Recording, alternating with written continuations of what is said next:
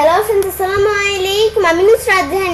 আজকে আমি তোমাদের শিখাবো how to pin oblique unpin a workbook to the recent workbook list permanently on MS Excel in Bangla. অর্থাৎ আজকে আমি তোমাদের শিখাবো কিভাবে আমরা রিসেন্ট ওয়ার্কবুক লিস্টের মধ্যে পার্মানেন্টলি ভাবে পিন অথবা আনপিন করতে পারি একটা ওয়ার্কবুক MS Excel এর উপর।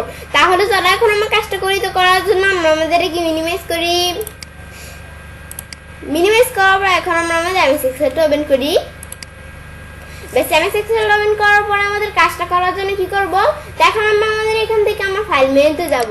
যাওয়ার পর আমাদের যে ওপেন অপশন আছে এখান থেকে রিসেন্ট ওয়ার্কবুক, তাহলে রিসেন্ট ওয়ার্কবুকের লিস্ট থেকে এটা আমাদের যে এখানে এই যে ওয়ার্কবুকগুলো আছে, এই যে এখানে ওয়ার্কবুকগুলো যেগুলো যে ওয়ার্কবুকগুলো আমরা সেভ করছি এগুলো কিন্তু এখানে রয়ে গেছে। তো এখন আমরা আমাদের এখান থেকে আমরা যাই যে আমার এখান থেকে যে কোনো একটা ওয়ার্কবুক পিন করতে। তো পিন করার জন্য আমি ধরো কি কোন ওয়ার্কবুক, আমি ধরো যে নুসরাত নামে এই ওয়ার্কবুকটা পিন করব। তো পিন করলে আমাদের যে ওয়ার্কবুক পিন করব সেই ওয়ার্কবুকটা সবার উপরে চলে আসবে।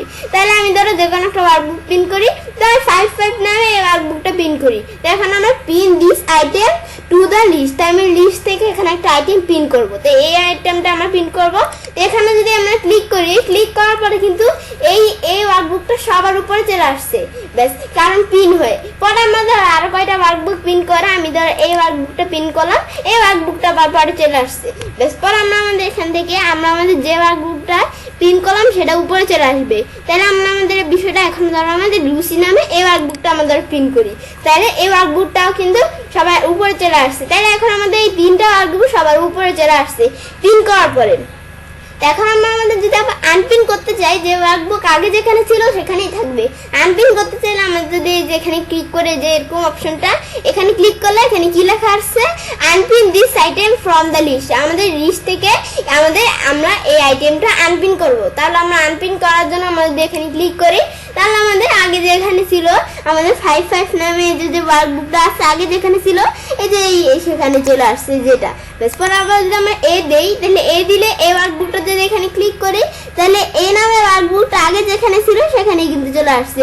এখন আমরা আমাদের বিষয়টা দেখলাম, দেখার পরে আমরা এই যে এই নামে ওয়ার্কবুকটা এদিকে চলে আসছে। পরে ধরো আমরা লুসি এটা যদি এখানে ক্লিক করি তাহলে এই ওয়ার্কবুকটা আগে যেখানে ছিল ওখানে কিন্তু চলে আসছে। এই যে আমাদের লুসি নামে ওয়ার্কবুকটা আগে যেখানে ছিল সেখানে চলে আসছে। বেশ উপর দিকে আসি। বেশ এখন আমরা আমাদের পিন আর আনপিন করার বিষয়টা দেখলাম। বেশ তো আমি চাইলে কাজটা করতে পারি।